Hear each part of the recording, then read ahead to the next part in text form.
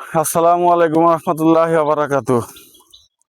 যেহেতু কিষান বাড়ি, তাই কৃষি হিসাবে প্রায় অনেক কিছু আমার করতে হয়।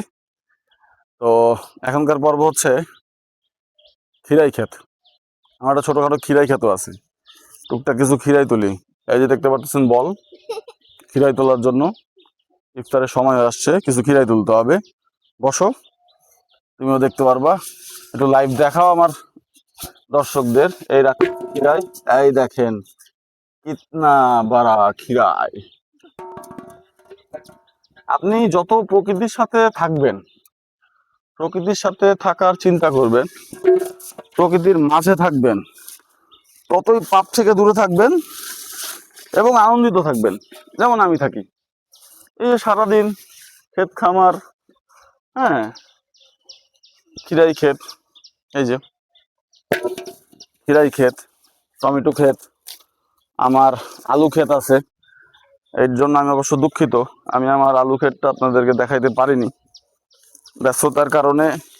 মানে আসলে যেহেতু অনেক কিছু একসাথে করছি, তো সব কিছু হুটহাট করে আসতে পারি না ভিডিওতে, সময়ের অপেক্ষায়। কাজের চাপ হয়ে গেলে তখন আসলে ব্যস্ততার কারণে ভিডিও করা হয় না। তো আমি আলু ক্ষেতের আলুগুলো তুলে ফেলছি। এখানে বলা হয় মাদ্রাজি আলু, ছোট ছোট লাল যে আলুগুলো আছে, ওই লাল আলু। তো লাল আলুগুলো আমার তোলা হয়ে গেছে। হুম,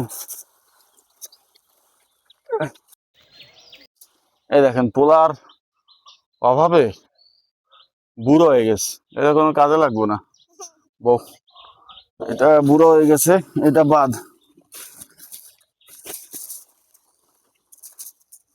পাতার কালার তো খুঁজা পাওয়াটা টাফ, খুব সুন্দর করে খুঁজতে হয়।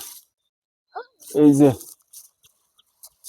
এই যে এটাই কিন্তু আমি এই জায়গা দিয়ে গেছি, অথচ পাই নাই। পাতা কালার খুঁজে পাওয়া যায় না।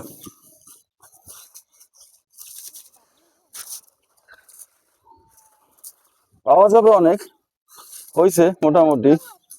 এটা ছোট, হ্যাঁ, এই যে এগুলো ছোট, এগুলো বেশি বড় হবে না ভাইরাসের কারণে। এটা এই জাতীয় গুলো সমস্যা হয়ে গেছে, এরকম বাঁকা টাকা হয়ে গেলে সেগুলো তুলে ফেলতে হয়, এগুলো ভাইরাস। এগুলো খুব একটা বড় হবে না, আপনারা ভালো আউটপুট দেবেন অবশ্য। খিরাই ক্ষেত প্রায় শেষের দিকে, অনেক খিরাই হয়েছে, বিক্রি টিক্রি করে ফেলছি। এখন এই যে দেখেন, আহ, এই যে আনন্দ, নিজের পরিশ্রম করে ফসল ফলানোর পর নিজের ক্ষেত থেকে নিজে ফসল তুলবেন, এই আনন্দ বোঝানো যায় না। এইটা অন্যরকম একটা আনন্দের ব্যাপার। ওকে, তাহলে আজকে এ পর্যন্তই। আমার জন্য সবাই দোয়া করবেন যাতে আস্তে আস্তে এরকম অনেক কিছু করতে পারি, আপনাদের সাথে শেয়ার করতে পারি। আজকের মতো এই পর্যন্ত। আসসালামু আলাইকুম রহমতুল্লাহ বারাকাতুহু।